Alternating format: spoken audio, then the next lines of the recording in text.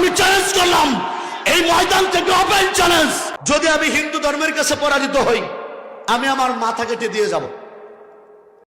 আসসালামু আলাইকুম ওয়া রাহমাতুল্লাহি ওয়া বারাকাতুহু। দেখেন কত বড় চ্যালেঞ্জ করেছেন, যে তিনার চ্যালেঞ্জ যদি কেউ অ্যাকসেপ্ট করে আর তাকে যদি পরাজিত করতে পারে, তো তিনি বলতেছে যে তিনার কাল্লাটা কেটে তাদের সম্মুখে রেখে দিবে। তো চ্যালেঞ্জটি আগে শুনেন, তারপরে আলোচনা করবো ইনশাআল্লাহ। আমি চ্যালেঞ্জ করলাম এই ময়দান থেকে, ওপেন চ্যালেঞ্জ, গোটা নেত্রকোনার যত হিন্দু আছে, ব্রাহ্মণ পণ্ডিত ইসকন যা আছে সবাইকে আমি চ্যালেঞ্জ করলাম। প্রশান্ত বাবুরা জীবন শুধু আমার বিরুদ্ধে বললেন, যদি পারেন যোগ্য নেতা হন, সব আপনার কর্মীদেরকে নিয়ে যত হিন্দু আছে এক পাশে আসেন, আমি একা বসবো ইনশাআল্লাহ একা। যদি হিন্দু ধর্মের সত্যতা প্রমাণ করতে পারেন, আমার কাছে শর্ত থাকবে দুইটা।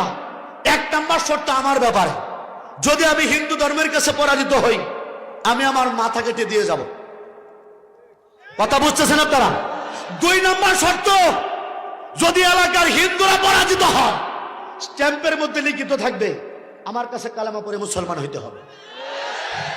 কে মুসলমান? আপনারা কি আমার সাথে একমত আছেন তো? ইনশাআল্লাহ। শর্টকাট, স্ট্রেট কাট আলাপ, ওপেন চ্যালেঞ্জ, ওপেন চ্যালেঞ্জ। তিনি যে বিষয়টি নিয়ে চ্যালেঞ্জ করেছেন আপনারা এইমাত্র শুনলেন।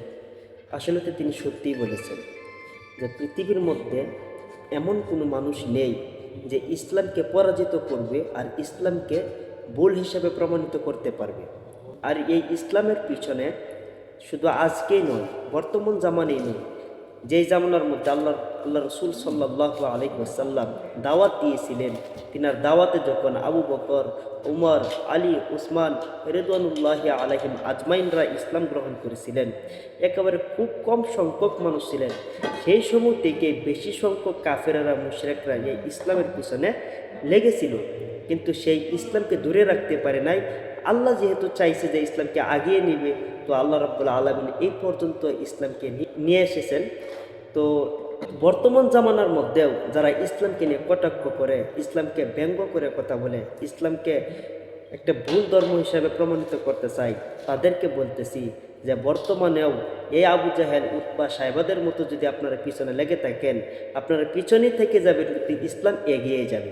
কারণ আল্লাহ রাব্বুল আলামিন নিজেই বলেছেন যে ইন্নাদ দীনা ইনদাল্লাহিল ইসলাম, যে আল্লাহ রাব্বুল আলামিনের কাছে সবথেকে মনোনীত ধর্ম, আল্লাহর পছন্দনীয় ধর্ম হলো ইসলাম ধর্ম। তো পৃথিবীর যত ধর্মই রয়েছে, কোনো ধর্মের প্রতি আল্লাহ রাব্বুল আলামিন এই কথা বলেননি। আল্লাহ রাব্বুল আলামিন বলেছেন যে আমার কাছে সবথেকে পছন্দনীয় মনোনীত ধর্ম হলো ইসলাম ধর্ম। যেহেতু আল্লাহ রাব্বুল আলামিনের নিজের নির্বাচিত ধর্ম হলো ইসলাম ধর্ম, আর এই ইসলাম ধর্মটাই সঠিক ধর্ম, এই ধর্মের মধ্যে কোনো ভুল নেই।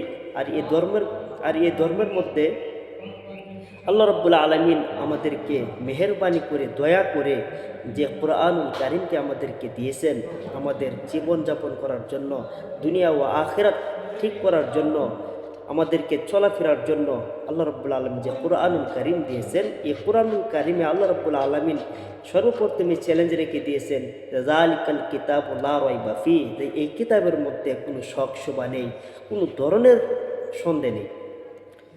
তো আল্লাহ রাব্বুল আলামিনের চ্যালেঞ্জ ওই জামানায় যারা নাকি আরবির মধ্যে মাহির ছিল, তারাও এই চ্যালেঞ্জ অ্যাকসেপ্ট করতে পারে নাই, এই চ্যালেঞ্জের মোকাবিলা করতে পারে নাই।